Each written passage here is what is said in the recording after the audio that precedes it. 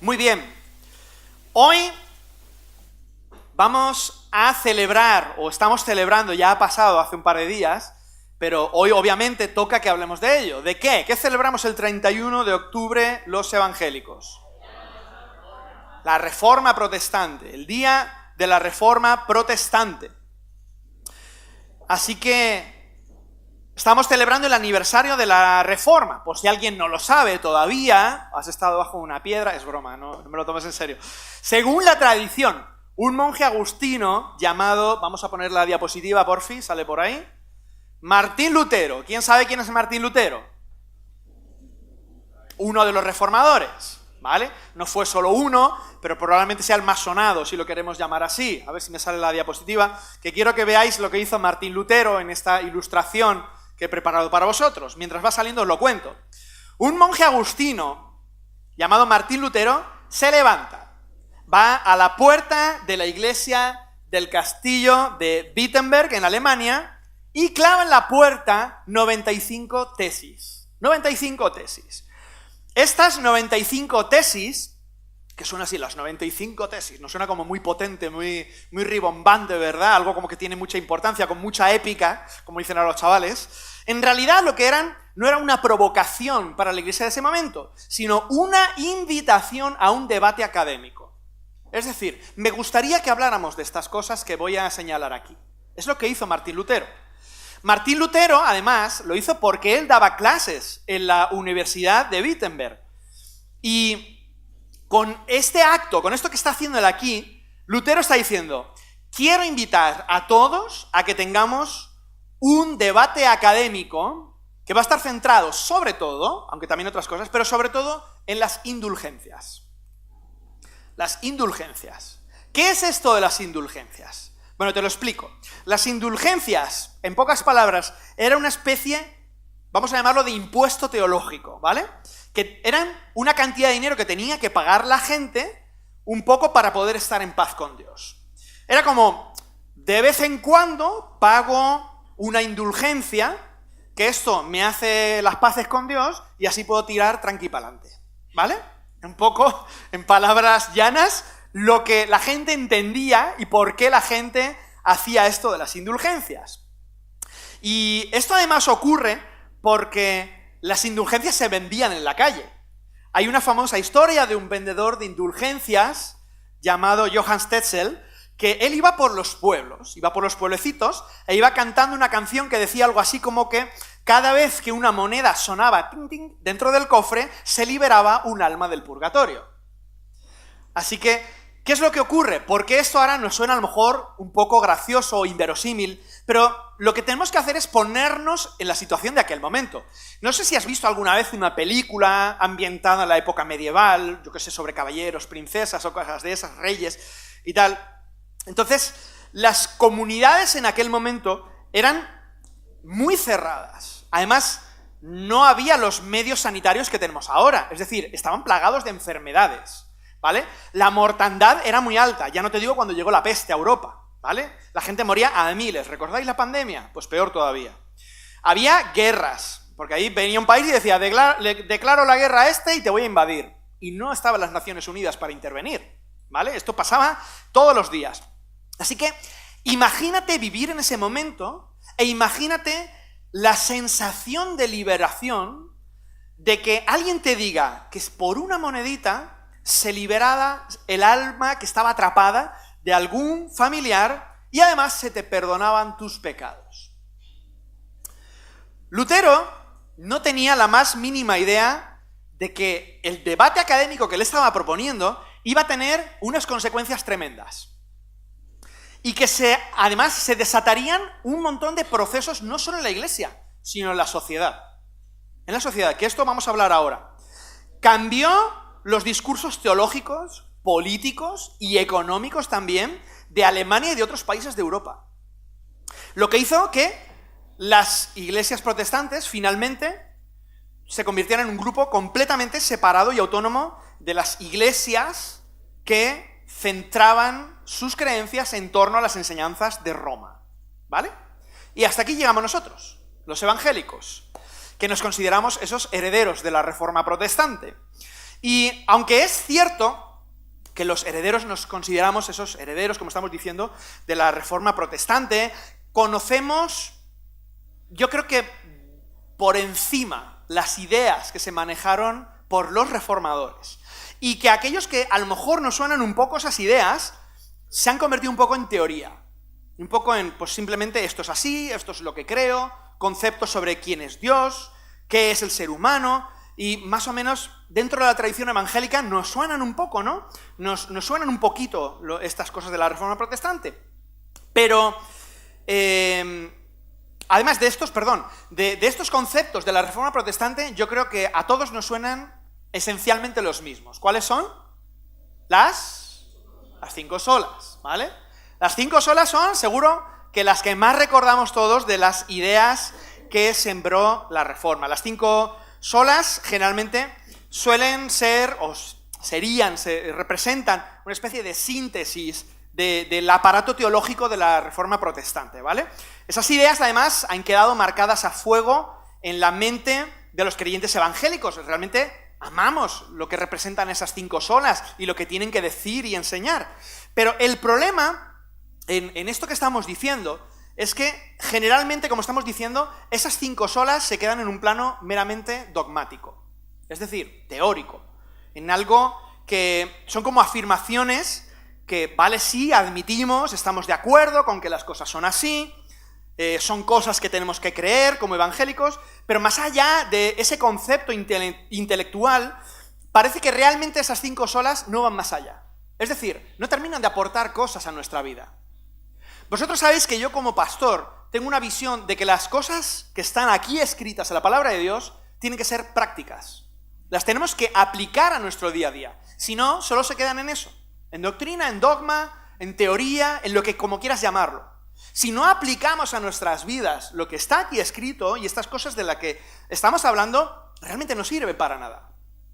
Y a veces tengo la impresión de que en el proceso de los ya 500 años, que se dice rápido, que han transcurrido de la Reforma Protestante, estas 5 solas, estas ideas de los reformadores, han perdido vitalidad y potencia. Han ido quedándose cada vez más y se han ido apagando un poco. ¿Por qué? Porque para poder entenderlas correctamente y aplicárnoslas correctamente,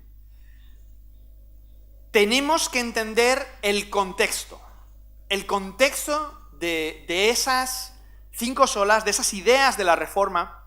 Pero antes de entrar en ese contexto, quisiera recordar las 2 palabras que representan lo que hoy estamos celebrando, de lo que estamos hablando, que son reforma y protestante. Reforma protestante. El hermano ha ido porque hay un ruido por ahí, que no sé lo que es, que me está volviendo un poco loco, estoy perdiendo el hilo de lo que yo mismo estoy diciendo, a ver si conseguimos localizar qué está ocurriendo. Reforma protestante, vamos a volver aquí todos ahora, ¿vale? Reforma protestante. 2 palabras que, si me permites decirlo, de aburrido no tienen nada. De aburrido no tienen nada. Localizado. Vale, vamos a centrarnos aquí. Reforma protestante. Atendedme, es un niño, no pasa nada. Está bien, no pasa nada, es un niño jugando. Vale, así que no pasa nada. No sabíamos a lo mejor qué estaba haciendo, ahora que vaya a su escuela dominical y que siga allí con sus compañeros, ¿vale? No pasa nada, volved aquí, atenderme, por favor. Hemos dicho que estas 2 palabras son las que definen lo que hoy estamos recordando, celebrando. Reforma protestante. Y son 2 palabras que, como decía, de aburrido no tienen nada. Primero, reforma. Reforma. ¿Por qué es necesario reforma? Porque había que coger en ese momento lo que era la iglesia y sacudirla así para ver qué es lo que estaba pasando, ¿vale? Se reconocía que la iglesia se había alejado del testimonio de Jesús y de los primeros cristianos. Por lo tanto, era necesario decir, ¡hey! ¿Qué está pasando aquí? Hay que cambiar cosas. Eso es lo que significa reforma. Y protestante, porque tiene una fuerte actitud de protesta, como bien dice la palabra, de denuncia. Decir, ¡hey! Pero vamos a ver, ¿qué estamos haciendo con esto? ¿Nos ponemos las pilas o a dónde estamos yendo? Eso es protesta, ¿vale? Y además, con todas las de la ley, clavando de forma llamativa esas tesis delante de las puertas de la catedral, etcétera, etcétera. Decía el teólogo Paul Tillich que el espíritu protestante tiene que ver mucho con esta actitud que implica revisar la forma en la que vivimos y lo que compartimos. Y también el cómo nos comportamos. Es un poco lo que Pablo hace en Romanos. Pablo en la carta de Romanos dice, vamos a ver, ¿de qué va todo esto? Vamos a definirlo, vamos a revisar lo que estamos haciendo, lo que estamos creyendo y lo que estamos haciendo para que no perdamos el norte. Para que no perdamos el norte. Hay que meditar las cosas para poder ser transformados. Hay que meditarlas. Y esa actitud protestante tiene una enorme capacidad, no solo para transformar vidas individuales, sino también para cambiar comunidades y sociedades enteras. Sociedades enteras. Ese es el potencial que tiene lo que vamos a ver hoy en día. Y ahí estamos tú y yo, con ese potencial en nuestras manos. A ver qué estamos haciendo con él.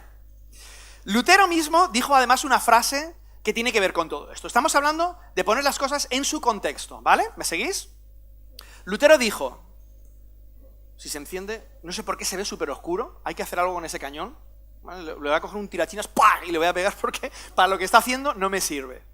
¿Vale? Dice, si predicas el evangelio en todos sus aspectos, exceptuando los temas relacionados específicamente con tu época, entonces no estás predicando en absoluto el evangelio.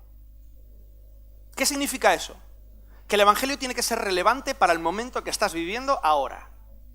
Si lo predicas solo como una teoría, como un dogma, fuera de su tiempo, no tiene que ver nada. No sirve para nada. Es decir, claro que el evangelio fue escrito en otro momento cultural al nuestro. Pero ¿qué tiene que decir el evangelio de nuestro momento cultural? ¿Cómo puede el evangelio cambiar a nuestra situación ahora? Eso es lo importante. Porque si no, es algo que es de otro tiempo. Y yo quiero estar actualizado. Yo quiero estar con los pies aquí ahora en la tierra. Entonces, ¿esto sirve para lo que yo estoy viviendo ahora? Muchísimo. Pero si no lo ponemos en contexto, entonces no sirve para nada. ¿Cuál es el contexto que estamos viviendo? ¿Qué tiene que decir el Evangelio acerca de ello? Pues las 5 solas, los conceptos de la Reforma, tienen el mismo problema.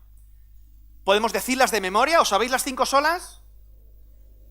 Sola fe, sola gracia, sola escritura, solo Cristo, solo a Dios sea la gloria. ¿Vale? Nos lo sabemos todos muy bien, algunos creo que no se la saben todavía. Pero si no entendemos por qué Lutero y los reformadores llegan a esa conclusión, nos estamos dejando el 90% del camino, ¿vale? Es una frase esta que decía Lutero que nos hace pensar en esto, el contexto de la Reforma. El contexto de la Reforma. No solamente, como lo que estamos diciendo, como una teoría, como un dogma teológico, como verdades fundamentales también, si quieres decirlo así, sino como una respuesta histórica a lo que estaba ocurriendo, una respuesta llena de fe, de valentía también, en un contexto que además era muy hostil.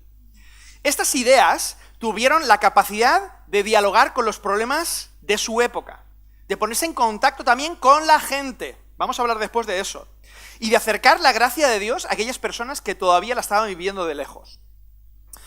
Y es importante que nosotros hagamos hoy ese ejercicio. El año pasado, Daniel hizo una exposición maravillosa sobre lo que eran las 5 solas. Hoy las voy a pasar un poco por encima, pero me voy a centrar más en el contexto que generan esas afirmaciones. ¿Por qué llegamos a esas afirmaciones? Porque eso que nos enseñó el hermano el año pasado y que hoy vamos a repasar por encima, si no lo analizamos dentro de su contexto, entendemos qué significa y las repercusiones que tiene, puede llevarnos a deformaciones teológicas. Es decir, a acabar dándole un significado diferente al que tenía al principio. ¿Y sabéis qué dicen por ahí? Un texto fuera de contexto es un pretexto. Y a veces, lamentablemente, los cristianos somos expertos en ello. Cogemos un texto, lo decimos para justificar lo que te quiero decir, pero ese texto realmente, en el contexto en el que está escrito y lo que quiere decir, no tiene nada que ver con lo que yo en realidad estoy diciendo. Por lo tanto, es una excusa para afirmar lo que yo quiero decir, no lo que la palabra de Dios quiere decir. Ojo con eso, ¿eh? Vamos a repasar ahora las 5 solas en su contexto, ¿vale? Y si podemos hacer eso, creo que vamos a aprender un montón. Creo que vamos a aprender un montón. Así que abre las orejas, ¿vale? El primero de esos pilares es la sola escritura. Sola scriptura, están en latín, ¿vale? Solamente la escritura, que significa, como recordáis, que la Biblia es la palabra inspirada por Dios. Es la máxima autoridad de los creyentes y cualquier otra fuente de autoridad, como puedan ser los concilios, los líderes de las iglesias, la tradición, todo eso tiene que ser puesto bajo la luz de la Escritura. Si no concuerda con esto, entonces recházalo. Así de sencillo. La Escritura es la primera. Si no, no estaremos llegando al conocimiento del Evangelio. Estaremos llegando al conocimiento de otras fuentes, pero no el de la palabra de Dios. A esta conclusión llegó Lutero con varios textos, de los cuales probablemente el más famoso, 2 de Timoteo 3:16, toda la Escritura es inspirada por Dios y útil para enseñar, para reprender, para corregir, para instruir en justicia. ¿Qué parte de la Escritura es útil para esto? Toda. Gracias, Teresa. Toda la Escritura. No hay una parte de la Biblia que sí que me vale, pero esta, como no cuadra con lo que yo quiero decir, esta me la voy a saltar, y esto sí, pero... No, toda la Escritura es útil para enseñar. Toda la Escritura está inspirada por Dios, ¿vale? Y eso hay que tenerlo claro. Ahora, es cuando vamos a darle contexto. El contexto... Uy, se ha iluminado, no sé cómo. Ha vuelto el solo. Lo ha iluminado el Señor. Vamos a darle contexto a esta sola Escritura. ¿En qué marco surge esta idea de que la Biblia tiene que ser la máxima autoridad para los creyentes? ¿Qué estaba pasando? Vale, recordemos, vamos a hacer otro viaje en el tiempo, ¿vale? 500 años atrás. Y incluso antes, porque esto viene de mucho antes. En ese mundo en el cual estamos hablando de los reformadores, ese mundo estaba absolutamente marcado por la autoridad verticalísima de la Iglesia, ¿vale? Era una estructura piramidal completamente. Por lo tanto, los que tenían acceso a las Escrituras no éramos nosotros los creyentes. No éramos nosotros. Había una serie de, vamos a llamarlos, profesionales de la fe. Los profesionales de la fe, que eran los que manejaban las Escrituras y codificaban la realidad. Estamos hablando del clero, obviamente, ¿vale? De la Iglesia. Ellos eran los que tenían acceso a las Escrituras. Entonces, partimos de que la gente no podía acceder a las Escrituras, no sabía ni siquiera leer, aunque las tuviesen, y no conocían las reglas del derecho canónico, no tenían mucho para decir dentro de ese mundo, no tenían autoridad para nada, vivían a la sombra de las decisiones de otros. Si venía un sacerdote y decía, la Biblia dice que hay que hacer esto, todo el mundo, sí señor, y hacían eso. Incluso si eso no era verdad. Se lo tenían que creer. Los profesionales de la fe les decían todo lo que tenían que hacer. Ellos eran la autoridad. Pero, cuidado, afirmar en este momento que la autoridad de la Biblia y que todo el mundo tiene la posibilidad de acceder a ella, le voló la cabeza a todo el mundo. Era algo liberador completamente, ¿vale? Pero, ¿qué es lo que pasa? Sí, ahora estamos diciendo que todo el mundo puede hacer las Escrituras. ¿Cómo hacemos eso? Porque tenemos dos problemas. No hay tantos libros y la gente además no sabe leer. Y además, otro más. Mira, en primer lugar, el primer medio que se utilizó, a ver esos teléfonos. Los teléfonos cuando entramos por la puerta de la iglesia hay que ponerlos en modo avión o en silencio, o en vibración, si me dejas. Pero quitarles el volumen, por favor. Porque es que distrae muchísimo. No sabéis lo difícil que es hacer una exposición de aquí arriba sonando cosas todo el rato por abajo. Os lo pido con todo respeto, ¿vale? Tres herramientas que los reformadores utilizaron para poder llevar a cabo ese plan de que la Escritura fuera accesible a todo el mundo. El primero, la imprenta.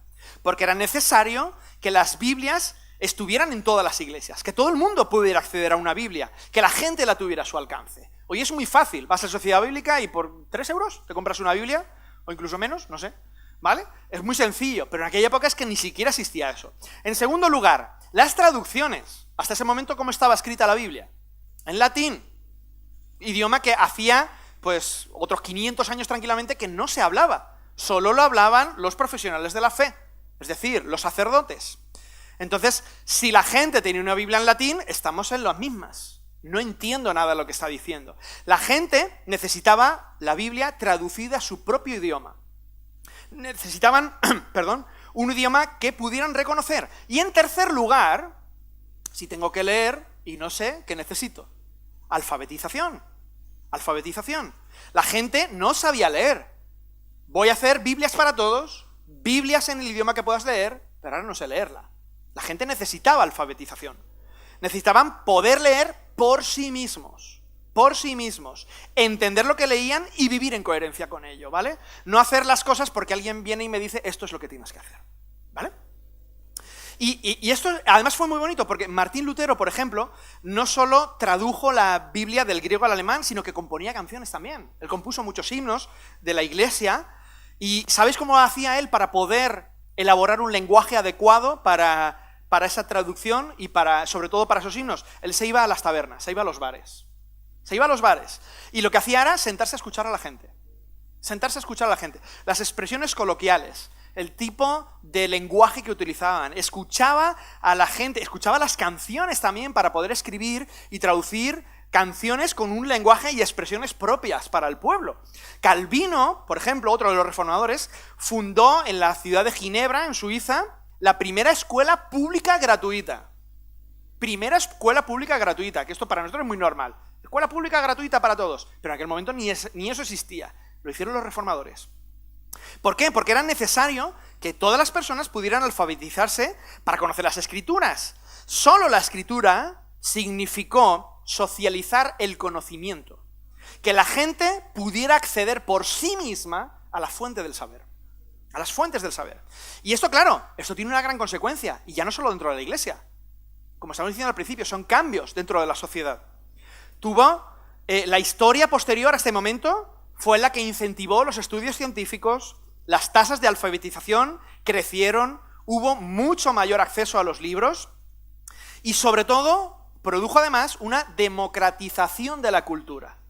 Democratización de la cultura, es decir, que más allá de las clases sociales, las personas podían acceder al conocimiento. ¿Quién podía estudiar hasta ese momento? Los ricos, los nobles, aquellos que tenían una sangre noble, por decirlo de alguna manera, además por nacimiento, eran de alta cuna, ellos sí que podían acceder a esos estudios, pero la gente como tú y como yo no podíamos, no podíamos. Y con el tiempo esa idea de que todo el mundo puede participar, todos podemos participar, fue además el fundamento de la democracia moderna. ¿No votamos todos a nuestros gobernantes, a los que queremos elegir? En aquel momento eso no ocurría. Estaban los reyes y la monarquía decía esto y todos, sí, buena, ¿vale? Así. Pero ahora no. ¿Habéis visto el desencadenamiento de consecuencias que tuvo todo esto? Desde ese momento se sembraron las semillas de la democracia moderna. Todos podemos participar, todos podemos hacer esto. Y ahora tenemos democracia, podemos votar a nuestros propios gobernantes. Así que, como veis, las consecuencias solo de esta idea, solamente la escritura, fueron enormes. Vamos a la segunda, a ver qué es lo que ocurre. La segunda, sola fide, que se traduce como solo por la fe. O solo la fe. Significa que el creyente disfruta de la salvación no por cumplir con una serie de pasos o de pautas, es decir, no es por lo que tienes que hacer, sino por su fe depositada en Dios y en la obra de Cristo. Eso es lo que nos da la salvación. No son las obras las que nos capacitan para llegar a la salvación, sino que es la obra redentora de Cristo, como hemos celebrado hace unos minutos, la que hace lo que nosotros jamás podríamos hacer. Lo que nosotros jamás podríamos hacer. Un pasaje clave en este proceso, por ejemplo, está en Romanos 1:17, que hace referencia al profeta Habacuc. Mas el justo, por la fe, vivirá. El problema aquí es que en la Edad Media, la salvación era una promesa que estaba solamente reservada a lo que hemos dicho antes, los expertos en la fe. Solo ellos. A los santos, a los sacerdotes, a todo este tipo de personas. Vamos a llamar a los ninjas de la espiritualidad, ¿vale? Los que estaban ahí, que se manejaban perfectamente con las escrituras, con todas estas cosas, este tipo de personajes, ¿vale? Y era como que por sus credenciales podían escapar al infierno, a la condenación. La espiritualidad de la Edad Media estaba muy basada en lo que tenías que ser. En lo que tenías que ser. Es decir, yo tengo que hacer una serie de cosas o evitar cosas para conseguir esa salvación. Por lo tanto, si soy de esta profesión, estoy dentro de eso que estamos diciendo. Pero si tengo una profesión que no tiene nada que ver con lo espiritual, entonces a mí no me toca. Así de sencillo. ¿Vale? Por lo tanto, ¿qué ocurría? Nadie estaba seguro de tener la entrada al cielo garantizada. Nadie. Nadie. Solo si te dedicabas profesionalmente a lo espiritual, es decir, eras un monje, un clérigo, un sacerdote, un cardenal o el papa mismo, esos sí que tenían seguro dónde iban a ir. Pero el resto de la gente, repito, como tú y como yo, no lo tenían nunca esa seguridad. Y por eso las indulgencias triunfaban tanto. Porque las personas que no tenían esa seguridad, que eran el 95%, el que venga alguien y le diga, si echas una monedita, garantizas tu salvación, y vas de cabeza. Clan, echabas, y te echo 2 más por si acaso. ¿Vale? Entonces, claro, como no estoy seguro de mi salvación, esa monedita me da esa seguridad que no estoy experimentando. Y además, por si acaso, cuando yo me muera, le dejo a mi familia, le encargo de que siga tirando de vez en cuando un par de monedas, no vaya a ser que mi alma no haya llegado lo suficientemente arriba y haya que impulsarla un poquito para que llegue hasta Dios. ¿Vale? Así se manejaban las indulgencias. Entonces, ¿el problema aquí cuál es? ¿De qué estamos hablando? ¿Y qué pasa con la gente que no tenía? ¿Qué pasa con la gente que no tenía recursos económicos? Y esto es lo que le preocupó a Lutero y a muchos reformadores. ¿Qué le queda a la gente que se mueve todos los días, vamos a llamarlo, en el barro de la vida? Que no tiene ni un pan para comer. Que ni siquiera tenían tiempo para abordar y solucionar los problemas diarios que tenían como para estar pensando en la espiritualidad del más allá.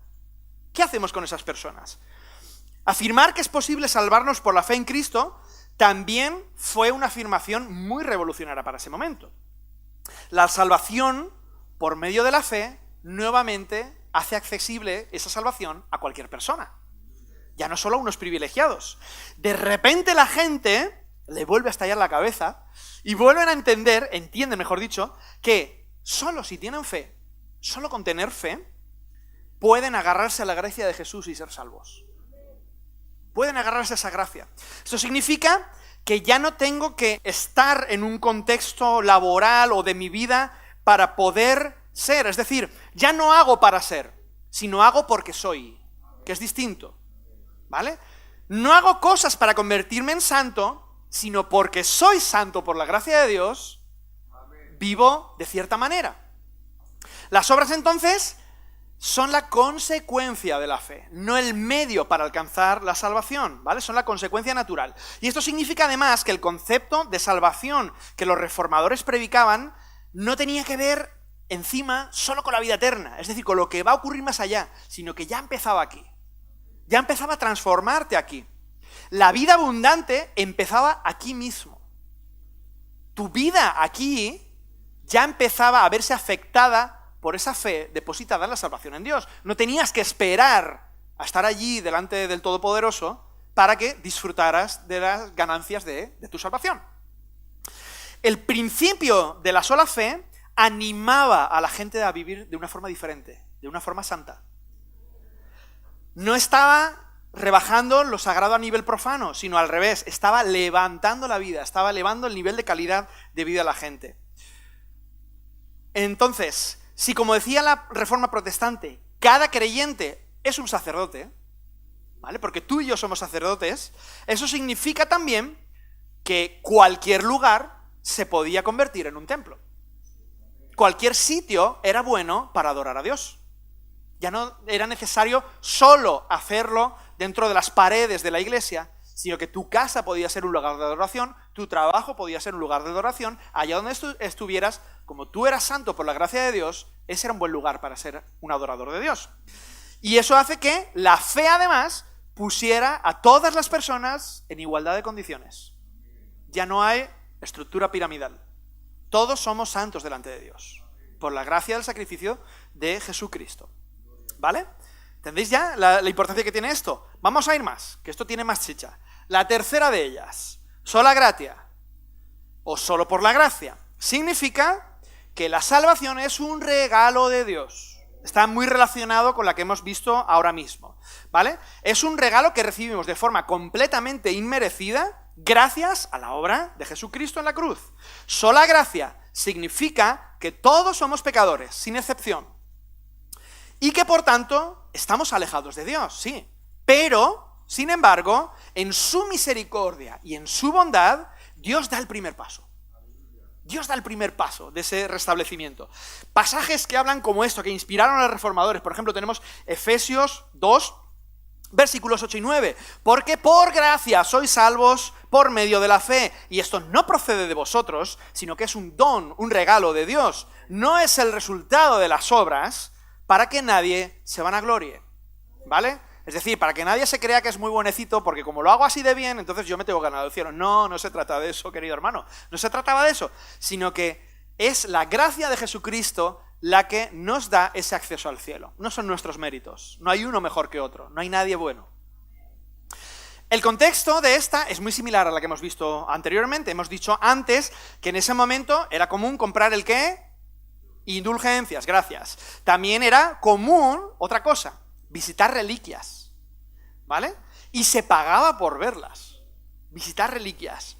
Y, claro, tú ibas ahí ante el hueso que estaba del santo, que lo tenían en la catedral de X, y entonces te acercabas a esa reliquia sagrada, pagabas tu donativo y se te perdonaba cierto pecado. ¿Vale?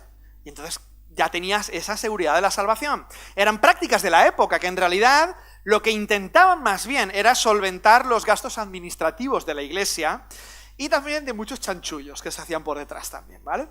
Y Lutero denuncia todo esto. Dice, esto no está aquí. Esto no tiene fundamento bíblico ninguno, ¿vale?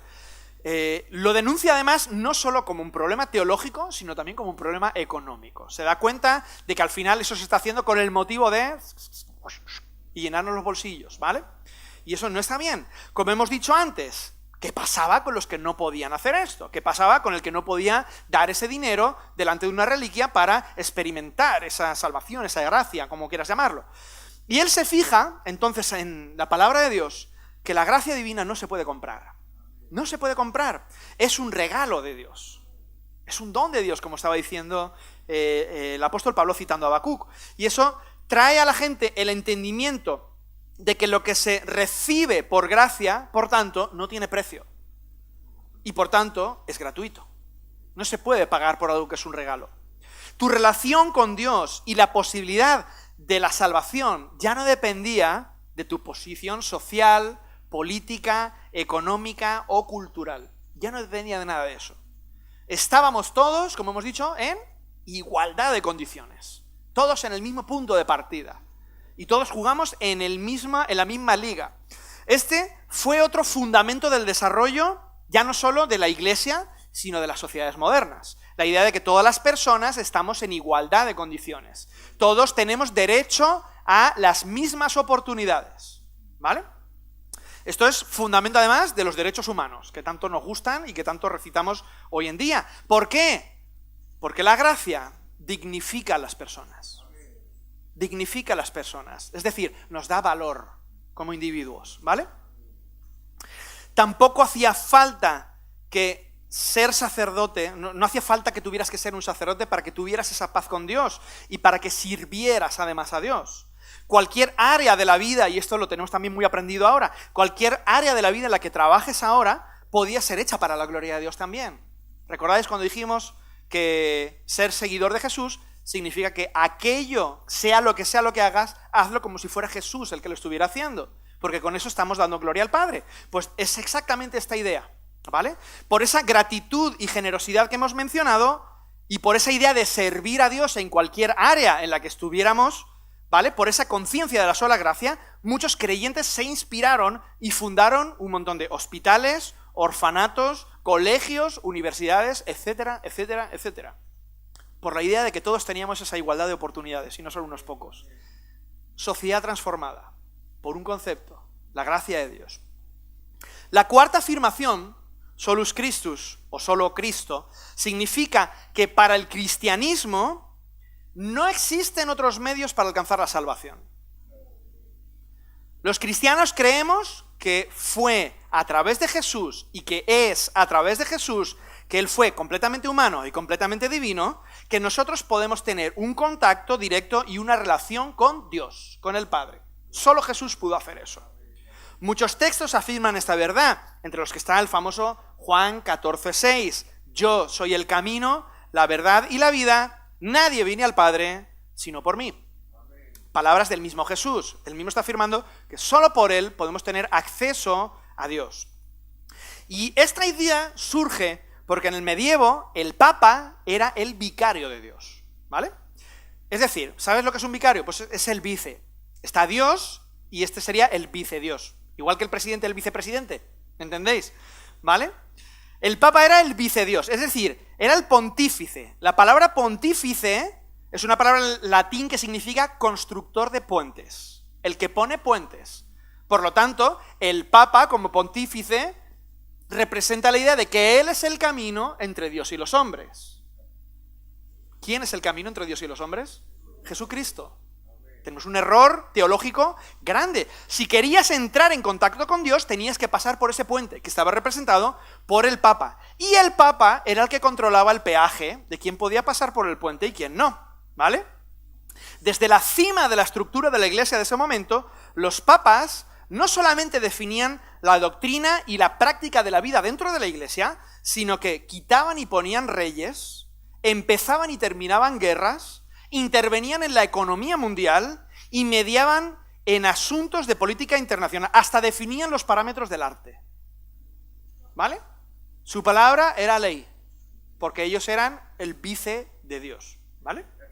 En el momento que se entiende que Jesús es el único mediador entre Dios y los hombres, la gente entiende que la puerta hacia Dios está abierta para todos. La puerta está abierta para todos. La figura del controlador del peaje sale de en medio, desaparece. Y surge la doctrina esta tan querida que tenemos para nosotros de que la Iglesia representa el sacerdocio universal. ¿Vale? El sacerdocio de todos los creyentes, es decir, todos tenemos libre acceso a la presencia de Dios. Para que me entiendas, como estábamos hablando antes del Antiguo Testamento, ¿quién podía entrar al lugar santo a ofrecer sacrificios por el pueblo? El sacerdote. Y al lugar santísimo, solo el sumo sacerdote una vez al año. ¿Vale? Pero a diario entraban en el lugar santo, entraban los sacerdotes para ofrecer esos sacrificios. La gente del pueblo, aquellos que no eran descendientes de Leví en el contexto judío, no podían entrar a ese lugar. Lo tenían prohibido completamente. Ahora ya no. Todos tenemos acceso al lugar santo, es decir, a la presencia de Dios. ¿Me apuras? Al lugar santísimo también. También. Porque Jesús, el día que murió, ¿sabéis qué ocurrió? El lugar santo y el lugar santísimo estaban separados por un velo, y ese velo hizo... se rasgó solo. Fue Dios quien rasgó ese velo para decirnos, todos tenéis acceso ahora a mi presencia. La puerta está abierta. No hay velo que separe mi presencia de vosotros, ¿vale? Por tanto, cada cristiano se puede presentar delante de Dios sin necesidad de un mediador humano. No necesitamos intermediarios, no necesitamos peaje, no necesitamos alguien por el que pasar, porque Cristo es el único mediador entre Dios y las personas. Todos somos sacerdotes ante Dios. Cristo es el sumo sacerdote. ¿Vale? Y la última de las 5 solas, soli deo gloria. O solo la gloria para Dios, o la gloria debe ser solo para Dios, como quieras traducirlo, no importa. Significa en pocas palabras que el propósito final de toda la creación, entre la que nos incluimos tú y yo, de todas las cosas que existen, es la gloria para Dios. La gloria para Dios. Lo que implica que nosotros, los creyentes, los que creemos en Dios, debemos vivir nuestra vida de tal manera que todo lo que hagamos le dé la gloria a Él. No puede ser, decía también la palabra de Dios, que una misma fuente de agua dulce y agua amarga. Todo lo que hagamos tiene que ser agua dulce. No vale de nada si venimos aquí a la iglesia, nos ponemos la chaqueta de santos, nos portamos muy bien los unos con los otros, pero el resto de la semana no estamos viviendo y comportándonos de acuerdo a eso. Todo lo que hagamos tiene que glorificar a Dios. La gloria ya es para Dios, ¿vale? La gloria siempre ha sido suya. Pero nosotros, como creyentes, decidimos voluntariamente hacer que nuestra vida, que nuestros actos, le den esa gloria a Él, ¿vale? No es que si no lo hagamos Dios no reciba gloria. Dios, la gloria ya es suya, siempre lo ha sido. Pero nosotros decidimos que lo que hagamos glorifique además a nuestro Padre que está en los cielos. Pasajes claves para pensar en esto. Os dejo uno, Romanos 11:36, que dice, porque de Él, por Él y para Él son todas las cosas. A Él sea la gloria por los siglos. Amén. Amén. El contexto de esta idea viene de la corrupción de la iglesia medieval. concepto que hoy en día también lo tenemos todo el rato en la boca cuando hablamos, sobre todo de ciertas clases, ¿vale? De las políticas sobre todo. La corrupción. Todo el mundo sabía en ese momento que la iglesia estaba corrompida. Lo sabían todos. Pero ¿y qué puedo hacer yo contra esto? Es lo que nos ha tocado. O sea, ¿quién va a romper esta rueda? Ya no hay quien la pare, ¿vale? Todo el mundo había asumido que aunque sabían que la iglesia estaba podrida por dentro, era imposible cambiarla. Era imposible de reformar. La decadencia en la forma de vivir. Es que además la gente del pueblo sabía que algunos sacerdotes hacían cosas tremebundas, ¿vale? Que los monjes a veces liaban unas que no veas. ¿Vale? Todos lo sabían. Esas costumbres de los sacerdotes era algo que ya la gente lo tenía normalizado. Y no podían luchar contra ello. A nadie le causaba sorpresa ya encontrarse ciertos escándalos. Ojo, trasládalo al tiempo de ahora. Entonces, los pontífices, otro de las cosas que le chocaba a la gente, pero ya bien aceptado, era el lujo con el que vivían en las cortes. Claro, estamos predicando sobre la misericordia, sobre la generosidad y tal, pero la mayoría de pontífices, bueno, los pontífices eran los papas, ¿vale? Los pontífices reinaban con muchísimo lujo en las cortes y muchas veces hasta los reyes, los monarcas, envidiaban el lujo que tenían los papas, ¿vale? Y los cardenales también. Entonces es cuando surge la idea de que la ostentación económica no tiene nada que ver con la esencia del Evangelio. No tiene nada que ver. Que Jesús había predicado un evangelio de sencillez y de generosidad, no de acumulación, que es lo que estaba ocurriendo en ese momento. En una cultura como esa, en la que el oro significaba honor, por eso se revestía todo aquello que querían dignificar, lo revestían de oro, ¿vale? En la que los representantes de Dios estaban rodeados por el lujo, ojo otra vez ahora, afirmar que solamente Dios merece la gloria era una denuncia poderosa. Una denuncia profética, me atrevería a decir. Lutero decía que la autoridad de los creyentes no depende ni de su nivel económico ni de su poder, sino del servicio que daban a los demás. Entonces, si Dios es el único que merece la gloria y el poder y el reconocimiento, eso significa que entre el resto de los mortales no tiene por qué haber nadie arriba de otro, ni tampoco debajo. ¿Vale? No tiene por qué haber nadie mío ni encima, ni tiene por qué haber nadie abajo. En un mundo, recordemos, en el cual las diferencias ensalzaban a unos y destruían a otros. Las diferencias eran abismales. Ahora vivimos muy cómodos comparado con lo que la gente vivía en aquella época. Y los que eran ricos eran igualmente ricos como la docena de multimillonarios que habrá ahora en el mundo. Muchos tienen poco y pocos tienen mucho. ¿Vale? Eso seguía ocurriendo igual. Entonces, en ese contexto, decir Dios es mi Padre significaba también la posibilidad de que todos éramos hermanos. Tanto el que tenía como el que no tenía eran hermanos. Eran iguales. Y esta es otra idea que ha trascendido a nuestro mundo moderno. Hoy en día, todo el mundo va a decir fácilmente que no importa, ¿vale? Vamos a sacarlo a la calle. No importa si Dios existe o no, pero lo fundamental es que ninguna vida es más importante que otra. Eso sí que lo tiene todo, vamos, todo el mundo asumidísimo. Todas las vidas tienen el mismo valor, ¿verdad? Esto ahora es habitual, como estoy diciendo, pero en ese momento era impensable decir eso. Eso era impensable. Había vidas que valían menos que el barro. Había otras vidas que eran muy valiosas y había que proteger a toda costa. Es decir, había un abismo diferente. Imagínate un campesino diciendo: yo estoy en igualdad de condiciones que el rey.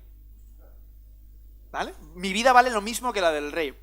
Pues eso es lo que pasó, que a la gente le dinamitó esa idea, ¿no? El yo valgo lo mismo que un señor feudal de la época. Era imposible en ese momento, ¿vale?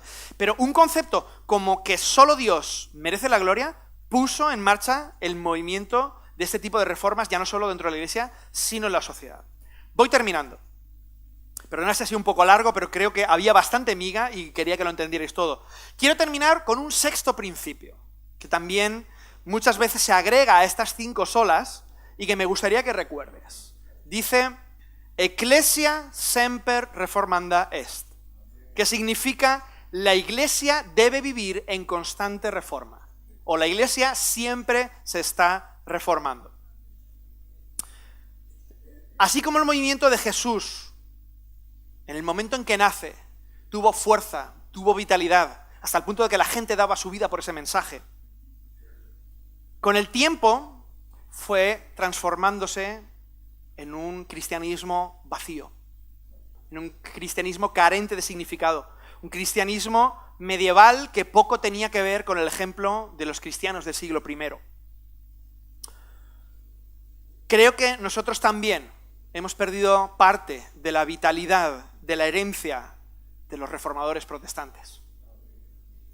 A través de estos 500 años, creo que la Iglesia está primero cometiendo los mismos errores que estaban ocurriendo antes de la Reforma, y no estoy hablando de la Iglesia católica, estoy hablando de la Iglesia evangélica, de la nuestra. Muchos de los errores que hemos anunciado aquí, hoy en día están ocurriendo de nuestras iglesias. Estamos cometiendo otros nuevos. Mucha gente, muchos cristianos evangélicos, orgullosamente señalan con el dedo a la Iglesia católica, es que vosotros habéis hecho más que nosotros. Tengo un amigo que dice, sí, pero recordar que ellos nos llevan 1000 años de ventaja. ¿Vale? Cuando nosotros llevemos el mismo tiempo, marca la fecha hoy, cuando nosotros llevemos el mismo tiempo que ellos en este momento, a ver quién gana quién. ¿Vale? Y lo hago con un tono de denuncia. Y además, hemos caído también en estructuras rígidas, piramidales, como hemos visto antes, categorías paralizadas, figuras de autoridad que ostentan un poder que poco tiene que ver con el Evangelio. ¿Os suena todo esto que estoy diciendo? Acabamos de hablar de todo ello. Fijaos en la historia de los reformadores. Pensemos bien, hagamos las cosas con cabeza, reflexiona, reforma. Ellos dijeron, reformar la Iglesia puede cambiar las cosas a mejor aquí dentro, pero además tendrá un montón de consecuencias positivas allá afuera. Esa es la mentalidad que tenemos que tener ahora como Iglesia. La misma mentalidad de los reformadores. Si hacemos bien las cosas, si volvemos a la esencia del Evangelio, si contextualizamos lo que dice en este libro y lo aplicamos a nuestro vivir de cada día, nuestra Iglesia va a cambiar para bien. Pero no solo va a cambiar nuestra Iglesia, va a cambiar este barrio, va a cambiar esta ciudad, va a cambiar la sociedad que nos rodea y puede cambiar el mundo entero. Pero depende de nosotros. ¿Qué estamos haciendo con las enseñanzas que nos dejó Jesús en este libro? Poner en marcha los principios de la fe cristiana no solamente te va a cambiar a ti, no solamente va a cambiar a tu comunidad, sino que va a cambiar la sociedad entera. Y creo que el desafío para nosotros sigue siendo abrazar una fe genuina en Jesús. Algo que vivamos todos los días, que abracemos el Evangelio y que nos convirtamos en auténticos seguidores de Cristo. En auténticos discípulos. Recordar lo que hemos estado hablando estas semanas atrás. Que no sea solo un mensaje, qué bonito, qué inspirador, qué guay. Vívelo. Vívelo. Empieza reformándote a ti mismo. Cuando mires al espejo cada día, cuando te levantes, esa es la primera persona que tiene que cambiar en tu entorno. Es la primera persona a la que hay que preguntarle, ¿estás viviendo de verdad lo que estás leyendo en estas palabras? ¿Aplicas lo que se enseña en la Iglesia? ¿Te acercas a Dios cada día y vives de forma genuina lo que está aquí? Ponme como un sello en tu corazón. Es otra palabra de Dios. ¿Vale? Pon esto, grábalo en tu corazón. Y no solo lo memorices, no se trata de memorizar, vívelo. Vívelo, conviértete en un seguidor de Jesús.